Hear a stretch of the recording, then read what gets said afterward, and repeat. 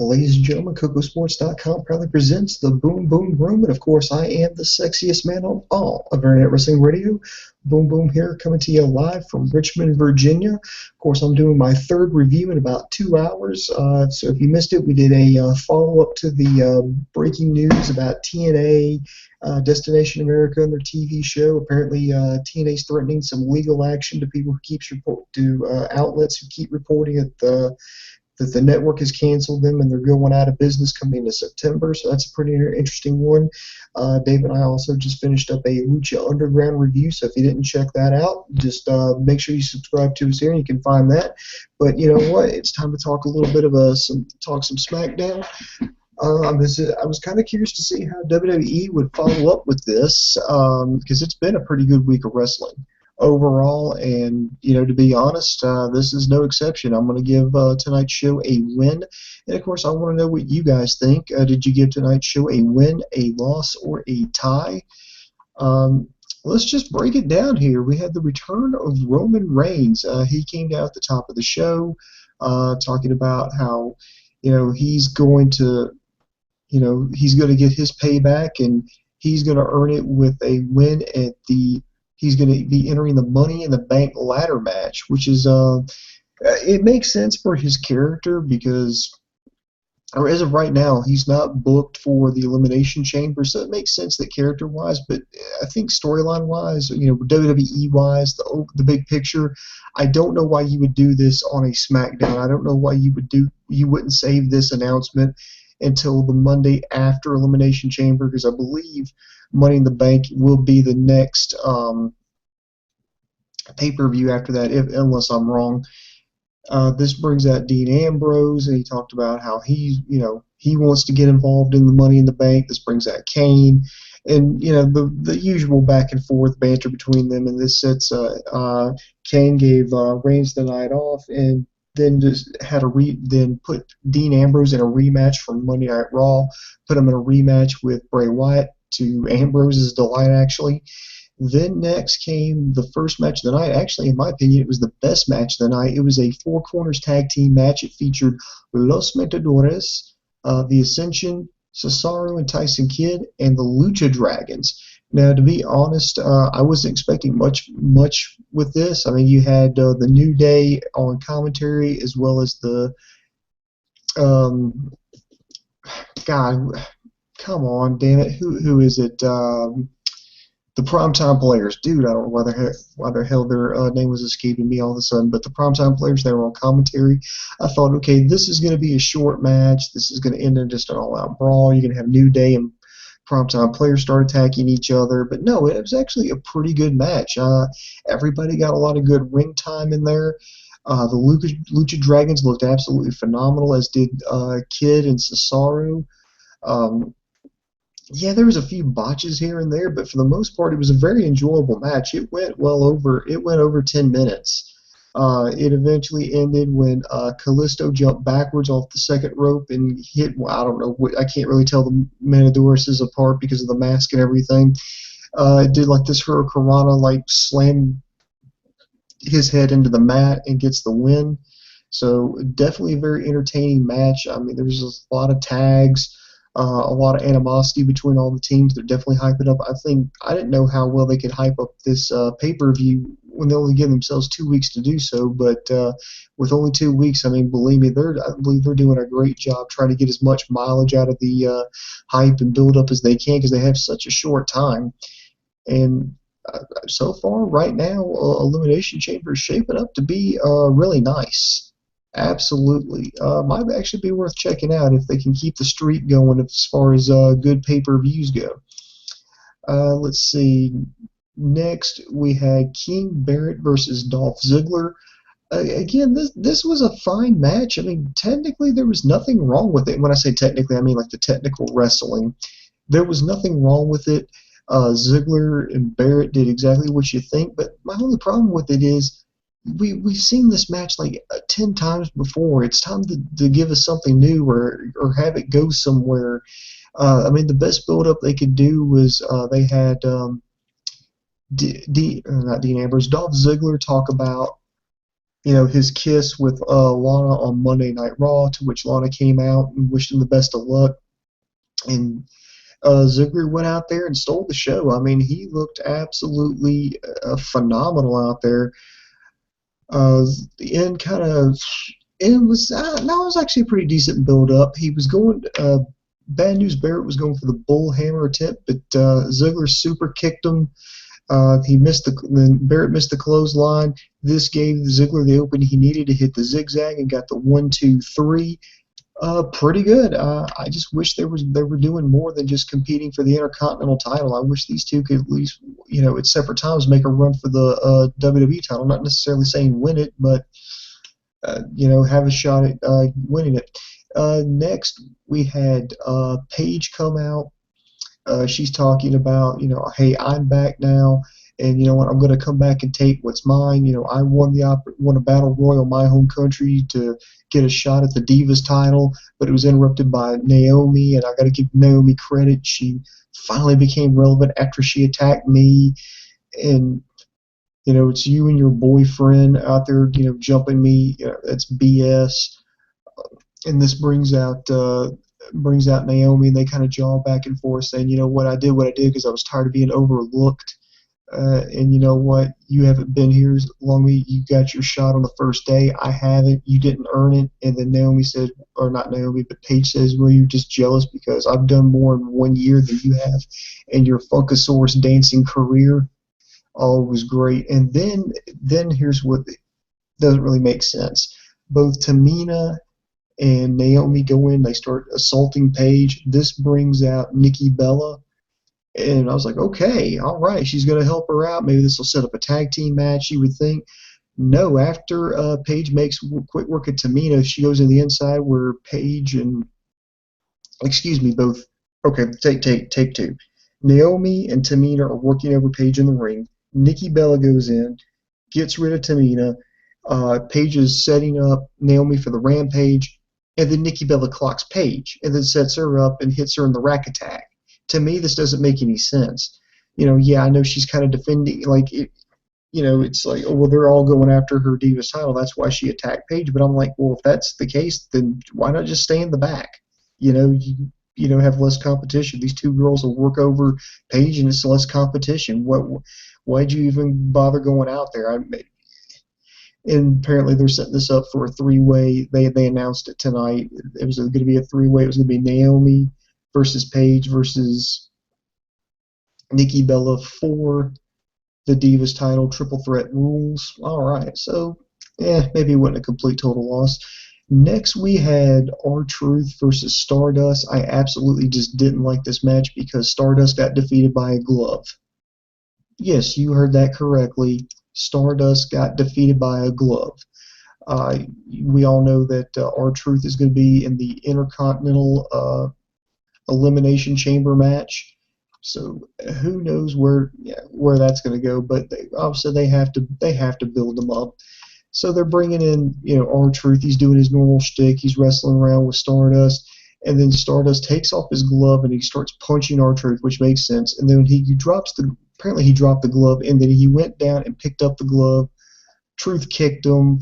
Then he got a hold of the glove. Stardust was trying to get it back, and then R-Truth tossed the glove up into the air. And when Stardust went up to catch it, he caught him in I don't know I think Paul Diamond called it the straight shot. I don't know necessarily what it's called, but it was R-Truth's finisher. He gets the win, and yes, Stardust was defeated by a glove. Next, we had the Mega Powers, Macho Mandow and Curtis Axel taking on the tandem here of Adam Rose and Heath Slater. Absolutely hated this match. I despise this match. If you just skip it. This makes no sense. I don't like the new gimmick that they're doing with Sandow. They could do so much more with him, and then instead they stick him in a dead-end tag team with Curtis Axel. When you start doing the imitate, I'm pretty sure creative is bound and determined to make Sandow fail. They just for some reason want him to fail, because they give him crap gimmicks and he finds a way to make it work. apparently, I think creative is getting upset, and they're like, no, let's stick him something even worse. Let's see if he can get over then. And it's just become like a one-upmanship of suck. How much more can we make this suck? And they put him in there with Heath, Slater, and Adam Rose, who are facing just a couple of jobbers. And Adam Rose, I still think they could be doing more if they would just turn him to Leo Kruger or re-overhaul his character, make light of the E60 documentary. But I think it's a little late at this point.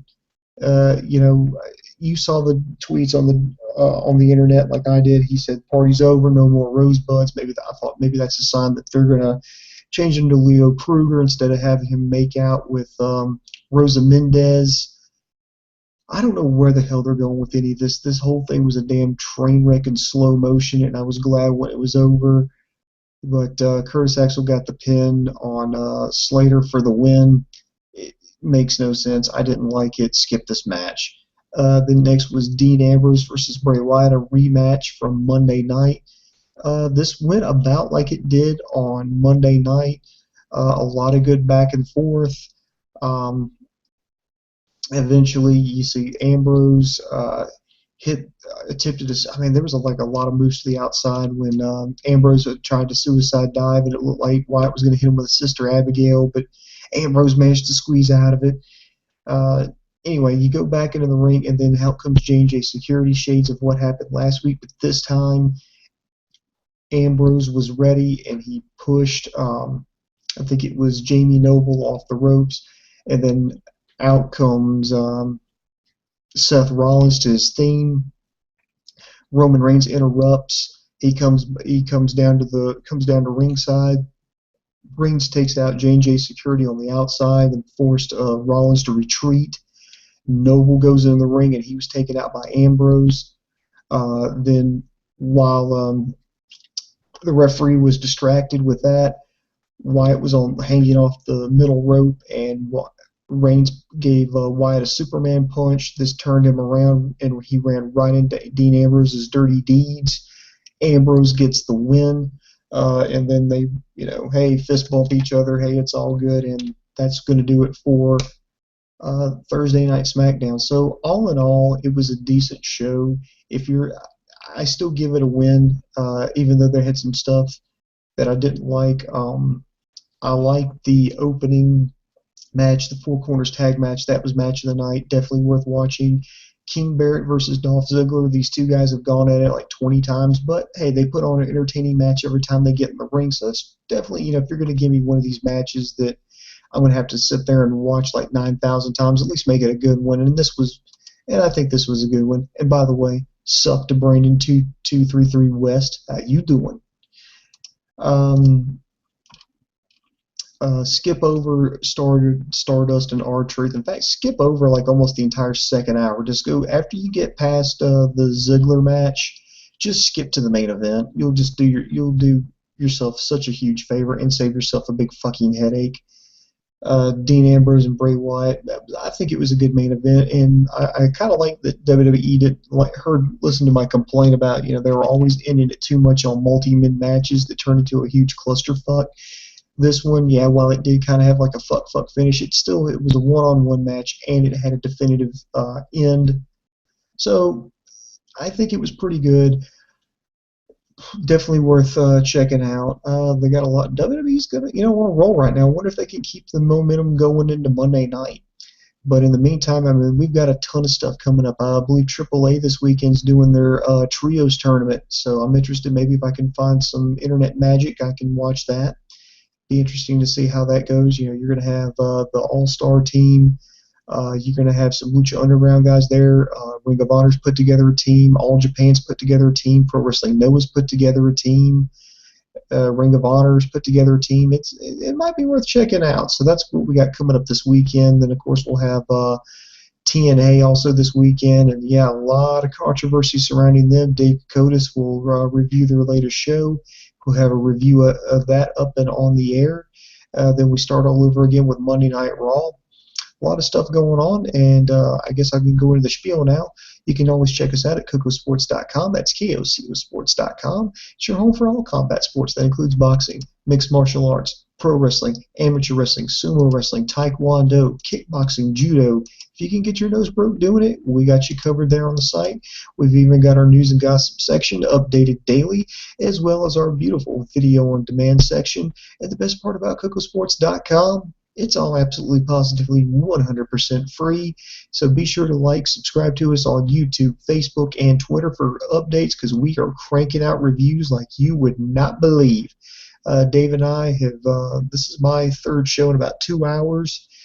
Dave and I, as I mentioned earlier, Dave and I did a TNA news review, as more like a news analysis. Then we reviewed Lucha Underground. We've also got the review of NXT Takeover Unstoppable up and on air and ready to go. Dave's got his Monday Night Raw review up and running. We've just got a ton of content. We got more content that you can shake a stick at. So let me check for some more comments or questions here. Let's see. Thomas Savorsky, he says, what are the current odds on Owens getting the gold shovel from Cena? The odds, I would say, you know what? I would say about a 35% chance he gets the golden shovel, but I think they're setting it up for Kevin Owens to get the win, to be honest. It just doesn't, it wouldn't make sense to have Owens lose. I mean, from what I understand, the match is not going to be for the U.S. title, so Cena will still keep the title. So if he wins, so what? But if he loses, you put over a younger guy. You kind of establish, you kind of get Kevin Owens and NXT over as a big deal. I like that, and I'm interested to see where they would go there. And if he just squashes them, okay, it's just 2 weeks of hype for nothing. I mean, he comes out, makes a surprise visit on Monday Night Raw. I guess he'll do a follow-up on this upcoming Monday, and then boom, the pay-per-view. So to me, it wouldn't make any sense just to bring him out there just to bury him. So I would say, but then again, this is WWE and it is John Cena. I would say about a 35% chance he gets buried. So when you got a 65% chance of winning, I still think that's pretty good. So that, at least that's what I'm putting on there, Thomas. All right, let me take another one. Mr. Jason 916 gives it a win. I agree. And let's see if there's any more. And if we miss any of these, by the way, we'll try to go back and answer them or do a Stump the Idiot. We look and read, and every comment that you put down here, we always take a look at it, so we know exactly what's going on, and we do appreciate your comments and questions. So please keep them coming in, and subscribe to us on YouTube, Facebook, and Twitter. I guess that's gonna do it for me. Definitely worth checking out. So. This is Boom Boom, and for my partner Dave Coco, signing off, saying I am over. Boo boop ba doo boo boo.